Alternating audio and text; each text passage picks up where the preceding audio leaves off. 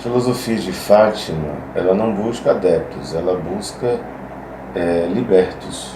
Quer dizer, a filosofia de Fátima é a vivência. Existe um modo de pensamento vigente nas filosofias e religiões, desde sempre, que é assim. A pessoa é condicionada a pensar de uma forma, a um modelo de pensamento. Então, as pessoas aprendem a ter argumentações para defender as suas ideias. Logo, elas são muito boas para argumentar naquilo que acreditam ser verdade.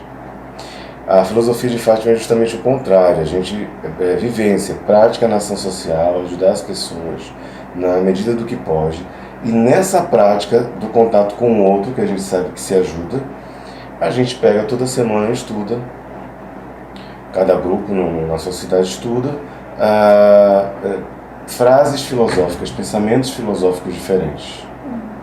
E aí esses pensamentos filosóficos vão desconstruir esse modo de pensar. Em vez de eu correr a minha vida inteira tentando argumentar o que é verdade, eu vou passar a minha vida vivenciando uma prática de amor e desconstruindo ideias, saindo daquele modelo de pensamento. Né? O que eu poderia falar é assim, eu diria, por exemplo, a pessoa se acostumou a achar que o médium ele tem que sofrer tudo. Que o médium ele é da doutrina espírita ou da Umbanda, e o médium é médium desde sempre.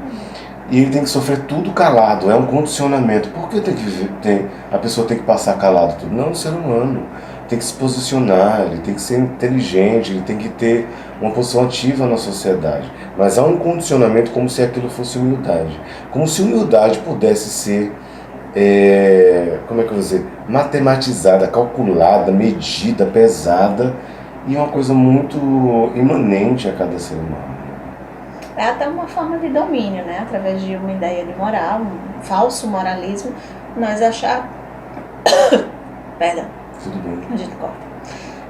Nós acreditarmos que o médium demonstrando essa falsa humildade ou até silenciando diante das ofensas é o único comportamento aceitável, porque o médium não pode ser um ser irritado, o médium tem que ter aquela aparência de santo, ele tem que ser sempre, perdoar sempre, é muito importante nessa ideia, né?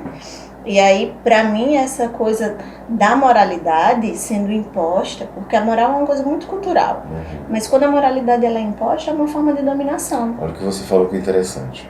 Quando eu condiciono pessoas que estão fragilizadas para uma doutrina, filosofia ou religião, sei lá, eu condiciono elas à moral. Moral é uma regra de grupos, não é uma coisa, não é ética. Ética é você entender que aquilo não pode ser realizado independente de uma regra moral.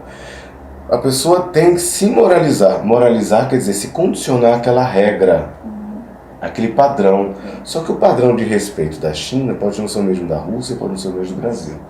Então, mas a ética não, a ética é mesmo em qualquer lugar. Inclusive, se tivesse outras relações com outros planetas, a ética funcionaria. A moral só é aqui. Então, as pessoas estão sendo condicionadas a pensar de uma maneira. Aí, quer dizer, é poder.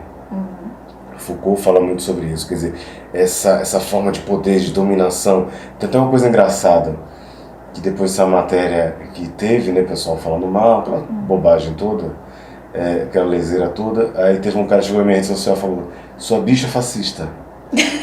Aí eu lembro que eu falei, é impossível ser uma bicha fascista, porque o fascismo ele vai contra todas as minorias possíveis, e aí o homossexual é talvez a minoria mais perseguida em todos os regimes fascistas da humanidade. Ou seja, ele foi condicionado a pensar na sua religião, no seu pensamento político, não sei o que, a falar uma coisa certinha, que ele nem sabe o que é.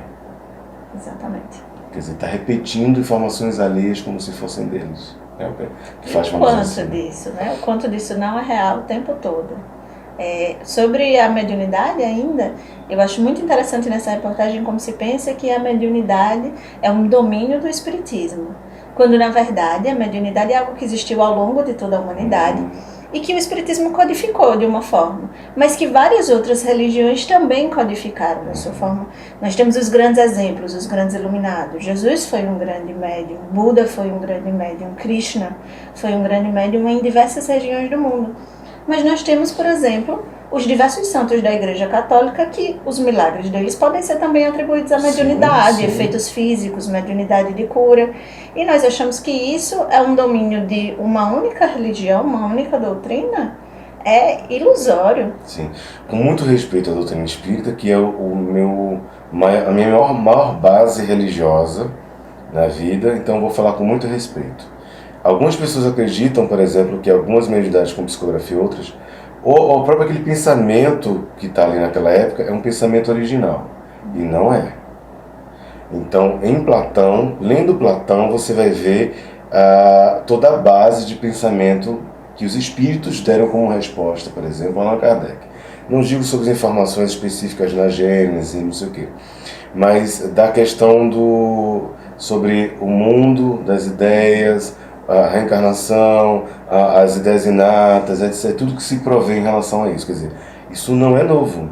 Você mesmo falou antes em relação aos Vedas, não foi? Isso.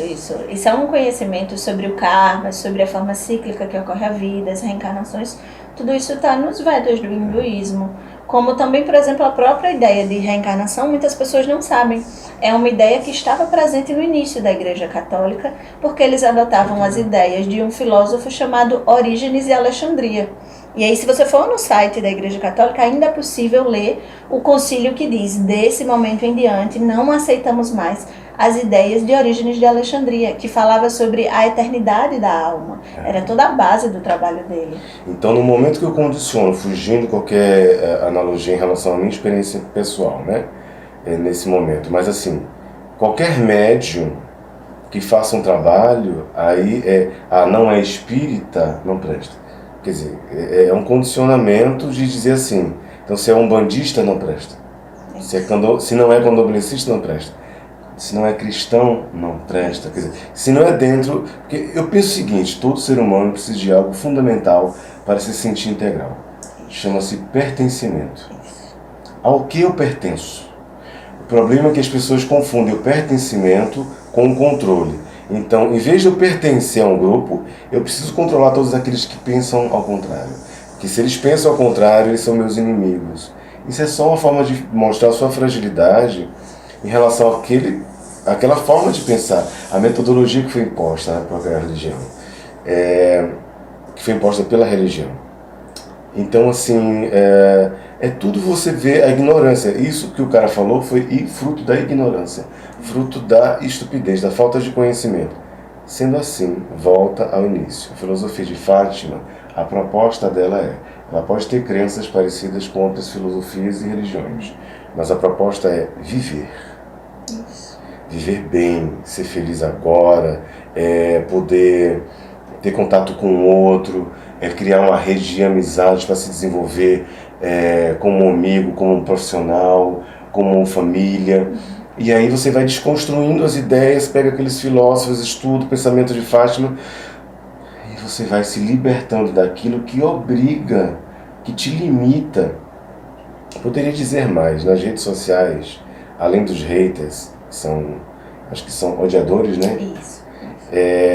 Existem aqueles que estão tão condicionados. A quem estiver vendo esse vídeo e entender o pensamento, pode ver isso nos grandes, nessas pessoas influências hoje nas redes sociais. Os que estão condicionados, religiosos ou não, a um pensamento, eles vão chegar lá e dizer, não faz isso. Uhum. Mas eles estão bem intencionados. Eles não querem que você sofra, porque eles acham que aquilo é sofrimento agir daquela maneira. Em vez de se colocar no lugar do outro. A inteira incapacidade de se colocar no lugar do outro faz com que eu tente controlar como ele deve agir. Poxa, se eu faço isso com um desconhecido, faço isso com meu filho, com meu marido, então minha relação está porca, limitada, tóxica. Então, quer dizer, essa é a ideia da filosofia de Fátima, deixar a pessoa leve no sentido de deixar aí o que não serve, guardar aquilo que serve, viver com tranquilidade. E eu repito o pensamento, né? A filosofia de Fátima não quer adeptos, ela busca libertos. Eu acho que nesse sentido do pertencimento, uma coisa muito forte é a gente examinar o quanto a gente se tolhe para poder pertencer a uma coisa, a um grupo, a um lugar. O quanto a gente tenta se moldar, se adaptar àquela ideia. E muitas vezes, quando há um aspecto moral, estou olhando os nossos desejos, as nossas vontades, aspectos da nossa personalidade que nós não mudamos, nós simplesmente suprimimos. E um pensamento que para mim é muito forte na filosofia de Fátima é justamente isso, a ideia de que nós não somos santos, de que nós não estamos salvos pela nossa crença, mas que a gente está buscando se conhecer. E nesse se conhecer, se melhorar. Reconhecendo que temos ainda assim aspectos ruins na personalidade de cada um conhece os seus. Mas é justamente isso, a nossa busca é conhecer os nossos aspectos ruins. E talvez melhorar se estiver dentro do nosso poder. E conhecer os nossos aspectos bons. E fazer com que isso cresça dentro de nós. Porque é só olhando para dentro da gente que a gente consegue olhar para o outro e olhar para o mundo com mais amor. Fantástico. Aí você me remete ao pensamento de que é um pensamento de Fátima, que é a felicidade, que as pessoas dizem nas religiões que não é deste mundo, é lá no céu. Eu acho que vai ser coisa para um próximo vídeo. Tudo certo, a gente vê isso no próximo.